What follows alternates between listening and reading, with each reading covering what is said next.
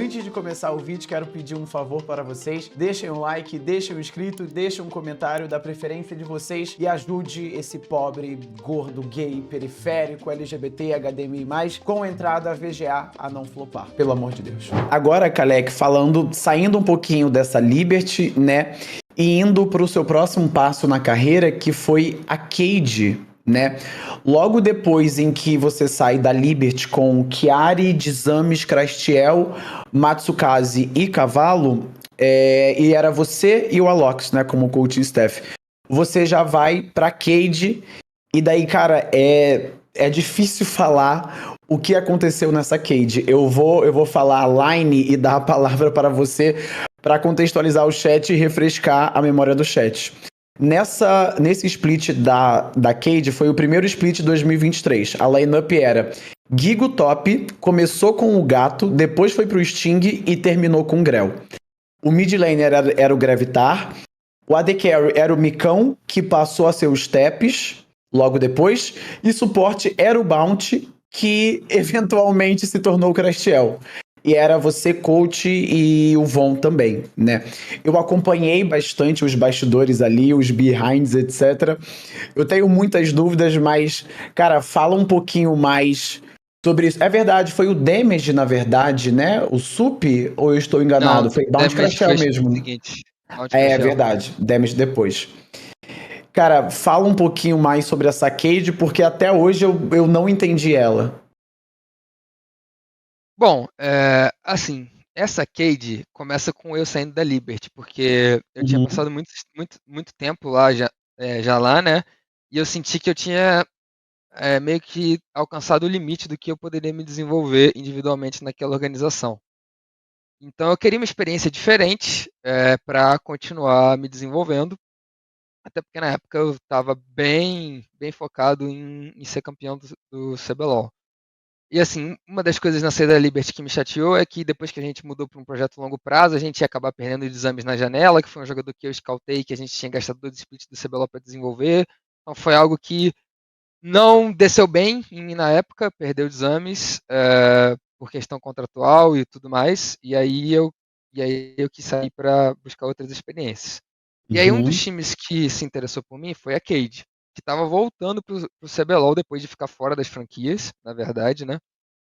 Eu não lembro de quem eles compraram a vaga, mas eles estavam voltando pro CBLOL.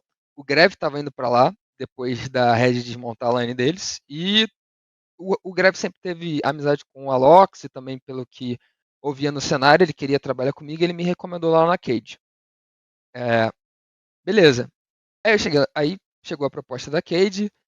Assim, eu tinha, no que eu entendo, eu posso estar errado, mas no que eu entendo do mercado de coaches, eu tinha um ótimo contrato na Liberty e a Cade conseguiu chegar próximo do que me interessava.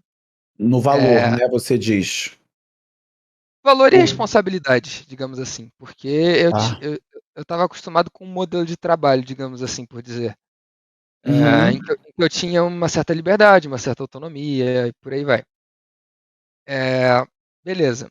Aí, nisso que a gente chegou num acordo, eles me falaram online e aí me venderam o projeto deles, né? Falando que era um projeto de longo prazo, não sei o quê, que era o Edu Kim me falou que era o sonho dele voltar pro CBLOL. Quando ele ficou fora do CBLOL, ele chorou. E eu sei que ele realmente é apaixonado pelo LoL.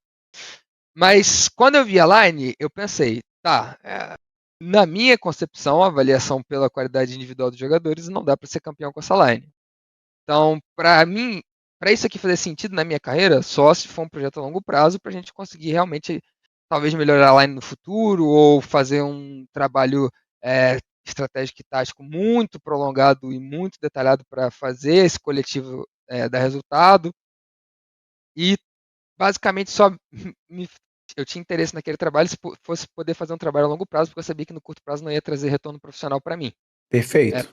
Pelo menos é a avaliação que eu tinha. Assim, qualquer um tá livre para discordar, mas era a avaliação.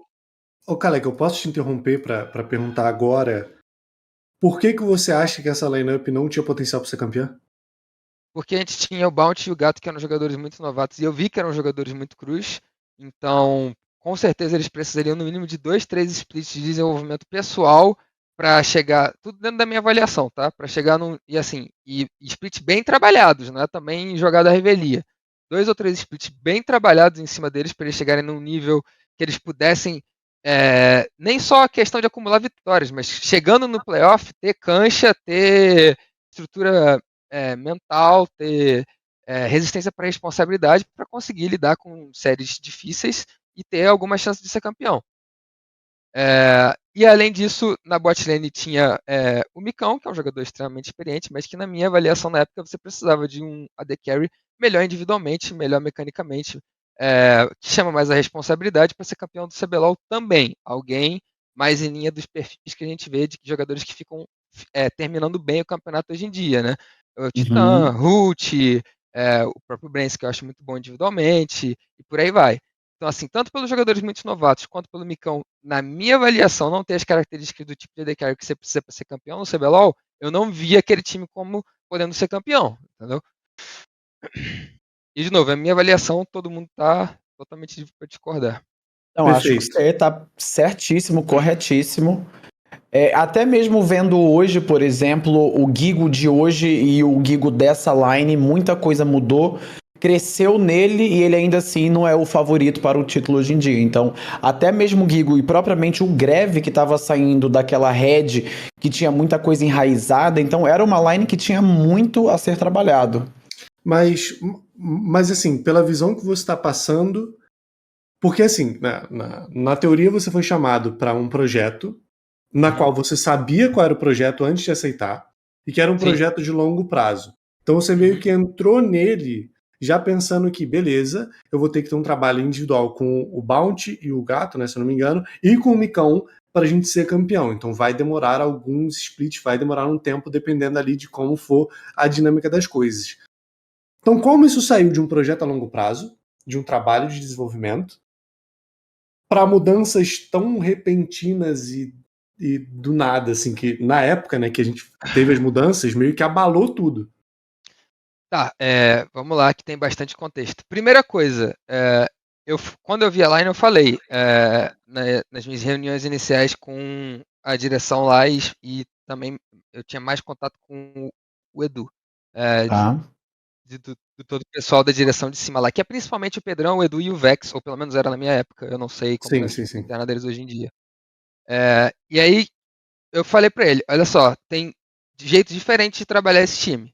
Trabalhar dentro das limitações e conseguir o número máximo de vitórias de um jeito seguro e talvez pegar um playoff com o 6º lugar, ou forçar eles ao máximo para ver se eles conseguem dar um resultado acima e caso não consigam, vai ser o lado errado dessa tentativa vai ser um resultado ainda mais abaixo do que seria aí num jeito de conduzir esse time safe, digamos assim, respeitando as limitações deles. E aí o que o Edu falou para mim foi, não, pega firme com os caras, bota pressão neles, porque jogador que não joga para ser campeão não tem lugar na cage. E foi isso que ele me falou. Eu falei, beleza, então eu vou cobrar deles no dia a dia, nada abaixo daquilo que eu sei que é o que precisa para ser campeão. Eu não vou, por exemplo, eu sei que um jogador, sei lá, suporte, vou dar um exemplo aleatório porque eu não quero atacar nenhum jogador individualmente. Ok. Digamos que eu saiba que suporte sem jogar de sup maguinho nunca iria ganhar aquele split. E o meu sup, isso não, é só um exemplo aleatório, não é o que aconteceu, tá? E o meu sup só joga de sup de engage e não sabe jogar de maguinho. Se eu tô buscando um resultado safe, eu ia jogar só de sup engage e respeitar as limitações daquele jogador. Se eu tô tentando de qualquer jeito ser campeão e não aceito nada além disso, e dane-se, e digo, sei lá, segundo ou terceiro é a mesma coisa que o último, só o que importa é o primeiro, eu vou ficar forçando esse cara a jogar de super maguinho, que é o que ele é fraco, isso pode me fazer perder mais jogos no curto prazo, mas eu tô tentando fazer ele desenvolver a característica que eu sei que é obrigatória pra gente ser campeão. Entendeu? São dois jeitos bem diferentes de conduzir o jogador e o time. Ou você força no que você sabe que o jogador não tem ainda, mas que ele precisa ter para ser campeão, ou você não força esse tipo de coisa e fica só na zona de conforto dele.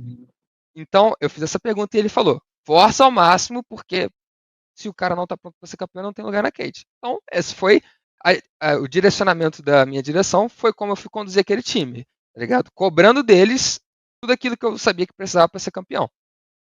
Não, deu certo, deu completamente errado. Os jogadores não estavam prontos a responder aquele nível de cobrança, até porque eram 2 jogadores crus, e as características do Micão que eu já expliquei. E aí, quando o time começou, sei lá, a gente começou 1/4, 1/5, aí a própria direção falou, olha só, do jeito que tá não dá, a gente precisa mudar. Tanto que a história do Grell não era uma história comigo, era uma história com a Cade. Foi uma das mudanças Sim. que a direção correu atrás, porque eles tinham contato com ele, tinham relação com ele, tinham histórico com ele. Então a direção foi atrás de mudar o time. Assim, não quero me eximir de responsabilidade, porque eu sabendo de como a direção queria conduzir aquele projeto, eles vieram me consultar também, já falando, a gente quer fazer isso. E aí? Aí eu falei, beleza. Se é isso que vocês querem, é uma boa ideia. Eu fui junto, tá ligado? Não tô me excluindo nenhuma responsabilidade. Mas eu falei, se é isso que vocês querem, então beleza, vamos junto. Porque na minha cabeça, aquele primeiro split já era um split para fazer experimento, para forçar o time, para ir descobrindo que peças serviriam ao longo prazo para Cade montar um time campeão. Na minha cabeça já era isso que estava acontecendo. O Kalec, deixa, antes da gente prosseguir daqui para as ações das organizações, deixa eu pegar um negócio que você falou e ficou na minha cabeça. Quando você estava falando sobre a força a força e a fraqueza dos jogadores, você citou o Tim, né, que é um jogador que está evitando os ADs, está jogando mais de mago. Né? Você citou Micão, Bounty e o Gato. Isso que eu vou falar agora também pode ser um tópico que a gente volte mais à frente, tá? Mas eu quero saber disso nesse momento da Cade. Você tinha o Grevitar no time. O Grevitar, ele é um jogador que hoje muita gente enxerga ele como um jogador que não é carry. E tem uma pool limitada, um jeito de jogar limitado, fica sempre atrás em CS. E você não citou ele quando você falou dos problemas individuais desse time. Eu quero saber se você tem uma visão diferente de como a comunidade enxerga o Grevitar, ou nessa época ele estava diferente, ou como você vê isso? Cara, eu tenho uma visão diferente, até porque o contexto daquela line também era diferente. Então, naquela line, o Grevitar era uma referência.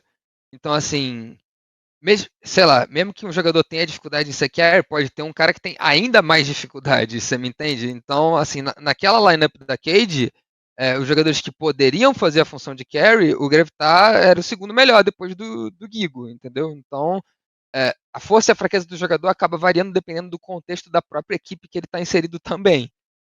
Justíssimo. E outra coisa, eu acho que muita coisa do jogo do Gravitar é a opção dele, é a opção do que ele quer fazer pro time dele, do que ele quer representar pro time dele, e até uma questão, talvez, de visão estratégica que ele tem do jogo. Mas, assim, em questão de habilidade individual, eu sempre achei que ele tinha capacidade de jogar como carry. É claro que ele já tem vários hábitos, vários vícios que vão acumulando ao longo do tempo, por fato dele ter feito uma função específica para o time na maioria das vezes. Mas eu acho que, assim, com o tempo para trabalhar, pelo menos eu via ainda mais assim naquela época, com o tempo para trabalhar, talvez ele pudesse se desenvolver num jogador carry. E você estava potencial. Você estava o tempo inteiro durante até chegar essas mudanças tentando trabalhar em tudo isso. Sim. Como saiu disso para a decisão de vamos mudar tudo, e quem selecionou os players? Que é a parte que outra você coisa. parou, né? Quando eu cheguei lá, isso eu já falei, né, mas deixando claro, quem montou a line foi a org, né? Eu não tive nenhum dedo na line que era, e depois, quando foram fazer as mudanças, aí eu fui tendo mais opinião, mas sempre em conjunto com a direção. Tudo bem, o ponto foi, a direção chegou na conclusão, assim, digamos, rápido, que esse jogador respondeu mal a esse começo de trabalho, ele não vai servir para o nosso projeto a longo prazo. E aí quis fazer mudanças para jogadores que eles entendiam que serviriam para o projeto a longo prazo. E aí a gente foi fazendo mudança. E assim, e porque é complicado, né? CBLOL e Brasil a gente sabe. Pode até ter uma conversa de longo prazo, mas quando o time fica 1/5, quando começa a bater o hate, quando os torcedores começam a cobrar, a organização quer dar uma resposta, né? Ela não quer só ficar perdendo, mesmo que talvez exista uma metodologia ali por trás de algo que está sendo trabalhado a longo prazo. É difícil as pessoas terem culhão, né, para bancar o negócio e falar, não, a gente sabe o que a gente está fazendo, mesmo que a gente esteja perdendo agora. Então, começa a bater essa pressão, né, e também uma insatisfação com os jogadores, mas aí dentro de uma avaliação que não vão servir no longo prazo, aí tudo bem, começam a fazer mudança. E aí, por isso que foi mudando. Que o Grell ficou disponível no mercado, eles viram o Grell como um jogador que na avaliação deles, e na minha também, poderia ser um jogador que integrasse uma line campeã do CBLOL. Talvez ele não fosse o destaque, talvez ele não fosse o melhor jogador, não é um líder, mas poderia ser um membro ali de uma line campeã, se tivesse as peças corretas em volta. Até porque ele tinha acabado de ser campeão da LLA, né, e jogado Worlds com a Isurus. Aí beleza, tinha a oportunidade de trazer ele, trouxe ele. Aí na questão da bot lane, quando a gente foi trazer o Grell, e isso aí foi a primeira mudança que motivou tudo, a gente falou, tá, a gente também está insatisfeito com o desempenho da bot lane, se a gente vai mexer no time agora, vamos ver se não tem mais o que mexer, porque aí só faz uma mudança, ao invés de mudar de novo lá na frente, né? Então vamos experimentar. E aí a gente testou com os jogadores do Academy, o Crashel já estava dentro da casa, né? O Steps também. O time estava indo bem no Academy, na verdade estava destruindo o Academy naquele momento. Eles estavam invictos. E aí a gente testou dentro da. E aí essa parte dos jogadores da Academy foi mais avaliação minha. Dentro do que eu vi dos testes, trocando os jogadores, né, entre as duas lines, eu gostei mais do Crashel com os Steps. E aí, como já ia mexer o Grell, a gente aproveitou para fazer essas outras duas mudanças também. Porque já ia mudar o time de qualquer jeito, já mudava tudo que podia mudar. E aí a gente mudou. O Crashel também estava trocando de role, né? Eu tinha na época uma visão de que ele poderia ter futuro como suporte, então encaixaria com uma decisão de longo prazo ali do que a gente estava pensando. E a gente fez essas mudanças e aí, assim, melhorou bastante o desempenho do time em relação ao começo, até porque o começo foi tenebroso, né? Mas ainda assim não foi o suficiente para chegar nos playoffs. Acho que antes das mudanças a gente ficou, sei lá, 1/6, 1/7, não sei, e depois a gente ficou tipo 4/5, 4/6. Então saiu de um win rate de 15% para 40%, algo assim. Mas o split já não era mais salvável. Acho que foi basicamente isso. Mas aí que tá, pra minha grande surpresa, eu fui pra lá com o único interesse de fazer um trabalho a longo prazo. Quando chegou no final do split, a direção não quis continuar o trabalho comigo. Assim, foi bem estranho pra mim, porque se fosse pra ser julgado pelo trabalho de um split só, eu nem teria aceitado a proposta da Cade. Mas era como eles estavam querendo trabalhar no momento. Assim, achei muito estranho porque eles pagaram uma certa multa pra me contratar pequena, mas pagaram uma multa para me contratar da Liberty e no meu contrato ainda tinha multa para me mandar embora e pagaram também. Então, e aí foi isso. E outra coisa, na reunião, quando a gente conversou para terminar a relação, eles me falaram que não podiam me falar por que motivo estavam me mandando embora. Então Nossa. Então nem me deram uma justificativa. Foi isso, assim, não foi não foi uma experiência muito legal para dizer o mínimo. Nossa, mas aí é diretoria Caralho, Jim mano. Carrey total. Revolta, eu nem tô sabendo como reagir Nossa, eu não aqui. sabia disso, mano.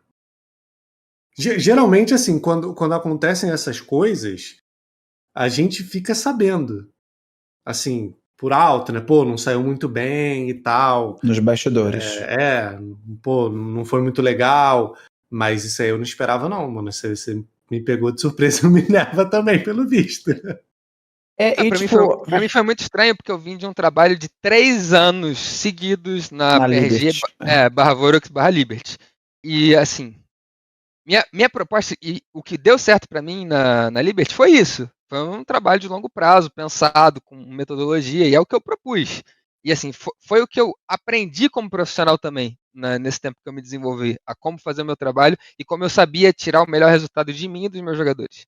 Então, eu só aceitei a proposta com essa ideia de que, beleza, eu sei que no curto prazo não seria o ideal aceitar essa proposta, mas vamos fazer algo legal a longo prazo. Mas alguma coisa do meu trabalho, que eles não puderam me falar, não me agradou, não agradou, na verdade, eles, e aí foi isso, entendeu? Mas espera, eles então teve uma conversa e você perguntou, cara, beleza, vocês estão me mandando embora, mas antes fala aqui o que desagradou. E eles falaram com essas palavras: não vamos falar. Não temos Isso. o que falar. Meu Deus, ainda foi um não vamos falar. É. Meu Deus. Não, guys, aqui é uma coisa extremamente complicada. Eu vi que algumas pessoas do chat comentaram, isso acontece, isso é normal e etc. Concordo, acho que isso acontece, é normal. Mas não tem como normalizarmos isso e acharmos bacana, porque pra pessoa que trabalhou, que tá trabalhando, ela precisa de um feedback do porquê ela foi mandada embora, porque aquele feedback pode ajudar, pode não, né? Deve ajudar na carreira como um todo. Olha, a gente não gostou da forma em que você tratou os players, da sua direção, da sua não sei o quê. E daí a pessoa vai pro próximo time já tendo consciência de que, olha, essa parte minha, eu tenho uma certa deficiência aqui, preciso atacar mais aqui. Mas quando não rola esse feedback, quando é uma coisa mais fechado, é complicado, Revolta. O que você acha disso tudo? Eu de verdade não sei como reagir. Cara, eu acho que, tipo, é foda, porque eu encaro isso como uma certa falta de profissionalismo até, porque, tipo, olha a narrativa das coisas que o Kalec apresentou aqui pra gente. Ele foi contratado por um projeto a longo prazo. No meio do projeto, a diretoria entendeu que precisava de mudança. Foi feita a mudança. Indo contra a ideia da contratação do Kalec, já inicial. Sim. O Kalec fez as mudanças. E no fim do split, tiram ele, sem falar por que ele tá saindo. É meio contraditório, faltou ali uma ética profissional. Cara, tipo, Faltou. até difícil falar sobre, né? A gente vai Não, ter assim, que... eu não me senti pessoalmente lesado porque me pagaram pra me mandar embora, entendeu? Então, bem, fizeram tudo certo, né? Na teoria, legalmente falando. Não me senti pessoalmente lesado, me pagaram pra me mandar embora, mas eu não teria problema se eles me falassem, a gente achou que o desempenho foi fraco, eu não teria problema nenhum, Sim. tá ligado? Uhum.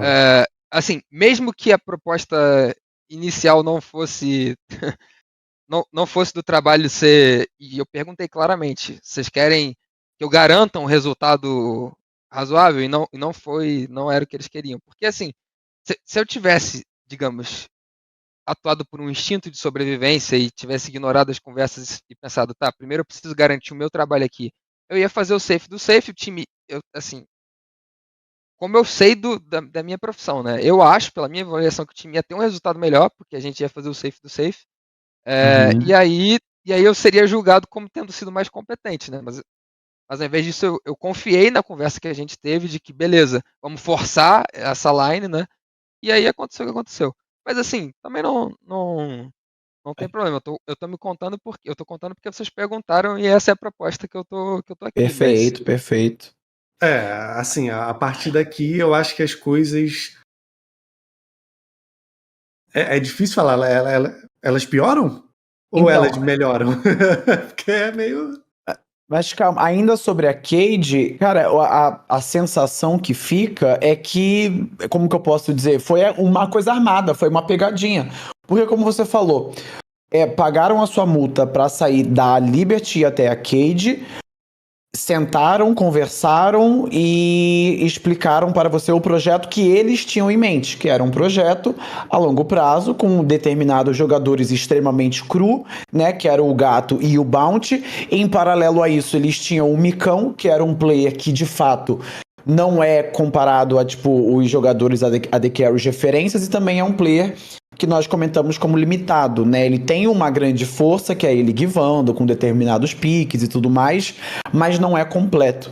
Então, e ainda assim foi exigido para você que fizesse mudança para um desempenho melhor, o que já é contraditório para a line que tinha, porque essa intenção não era desempenho, resultado. Desempenho não, vamos colocar como resultado. Trocaram os players e depois ainda mandou embora sem falar o motivo da demissão. Aí não tem como, guys. É uma coisa realmente além da compreensão. Podemos ficar aqui o dia inteiro, que compreender isso daqui é praticamente impossível. Impossível, saca? Tô aqui como jurídico do Kalec. Guys, eu não falei isso pra falar mal do Micão. Até porque não precisa, é um fato. O Micão, por exemplo, ele foi substituído no CBLOL. Isso é de domínio público, está nos bastidores da Liberty, né? Buscando um jogo mais agressivo. E por isso o Leandrin entrou. Para buscar um jogo mais agressivo, para buscar um jogo mais de fazer dragão e tudo mais, coisa que o Micão não conseguia. Então, eu não tô tentando queimar o Micão aqui, que fique claro, mas isso é de domínio público, entendeu? A gente entende, os caras estão te zoando, Minerva. Esses chatos. Não, mas, cara, é assim, uma situação bizarra, Calecão. Bizarra, assim, eu realmente não tava esperando tu falar isso, não, mano. Mas, assim, Calec. Eu já ouvi coisas parecidas, não da Cade, né, mas em outras situações, em outros times, com outras pessoas, eu sei que rola. E eu espero que não tenha acontecido a mesma coisa contigo na Red. Porque, se eu não me engano, a passagem da Red foi um pouco mais longa, certo? Do que a da Cade?